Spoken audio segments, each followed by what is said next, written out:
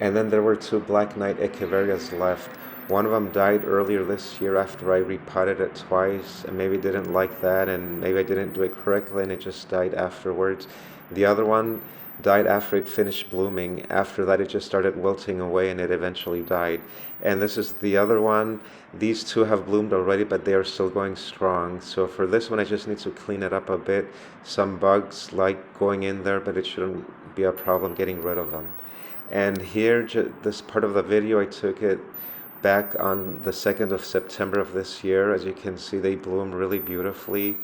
And I think the red bloom with the dark foliage contrast really well.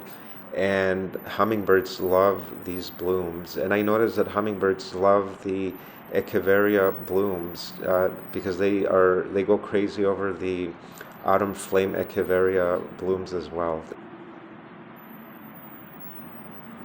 What I really wanted to show you is that, remember that urn that I needed to find a small plant that would fit in there? Well, I repotted one of the Black Knight Echeverias, and it just fits perfectly in this pot.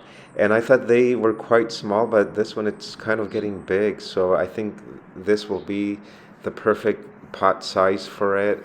And let's see how it does. And I was really, really careful when I repotted it. I was really careful not to mess with the roots and not to bother it too much. So I hope that this one survives and that it enjoys this beautiful urn for many years to come, I guess. I'm not sure how long these plants live, but it looks really beautiful here. It looks perfect. And I can't wait until it blooms again. And to wrap this video up, I want to show you a winter miracle.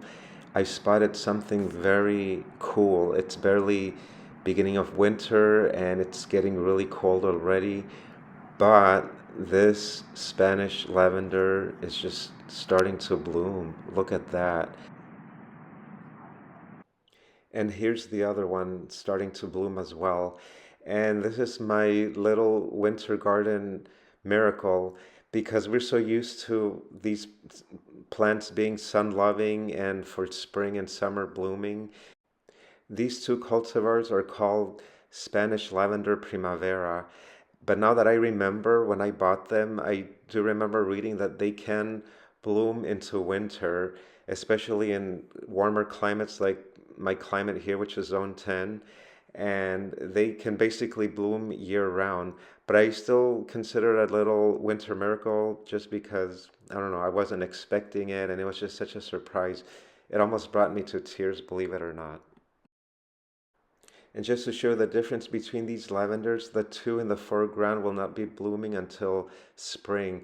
The one on the right hand side, that one is called the Spanish Bandera Deep Rose Lavender, and the one on the left side, that's Lutzko's Dwarf. And as you can see, the Lutzko's Dwarf really stands out amongst the other three cultivars, very striking.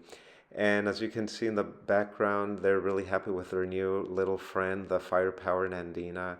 It's a very happy little area.